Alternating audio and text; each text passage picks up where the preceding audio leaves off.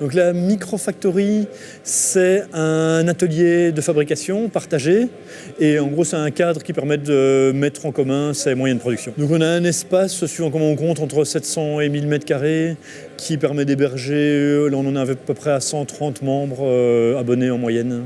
Aujourd'hui, en hébergeant les activités d'une série d'artisans qui fabriquent des choses, ça leur permet d'avoir une activité de production avec un besoin en investissement bien moindre, donc normalement de manière plus efficace.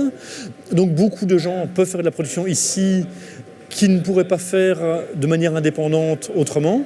Donc ils seraient contraints de rejoindre un grand groupe, donc ça apporte une forme de diversité sur la production urbaine. La direction dans laquelle on va, on cherche, grâce à cette mutualisation des moyens de production, à permettre aux artisans d'abord de faire des économies d'échelle, en étant plusieurs, et de pouvoir passer de l'artisanat de pièces uniques à l'artisanat de petites séries, qui permet d'avoir un impact plus marqué, et en particulier sur le coût de la production, pour l'établir comme une alternative non négligeable à de l'import. C'est vraiment, le but, c'est vraiment de répondre aux besoins spécifiques de la ville. D'ailleurs, c'est même ça la raison d'être. Si c'est quelque chose en général de générique qui est produit en grande quantité, c'est très très difficile de justifier l'artisanat hyper local pour un produit complètement générique.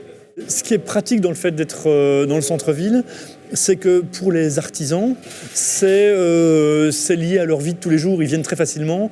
On est très bien connecté, même plus que quand on était dans le centre-ville, en transport en commun. Il y a les 2 lignes de métro qui se croisent, le gros Gare de l'Ouest qui est un gros nœud. Donc c'est très facile d'accéder de beaucoup d'endroits. Là, c'est à cheval, un peu contrainte, un peu avantage.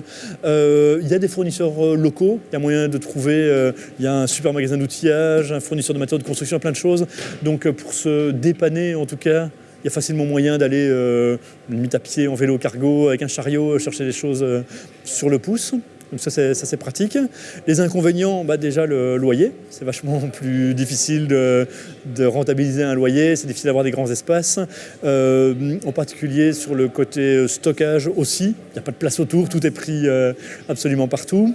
Souvent on fait appel à des fournisseurs extérieurs, parfois ils nous maudissent un tout petit peu quand ils doivent rentrer dans Bruxelles, ça joue un tout petit peu quand même.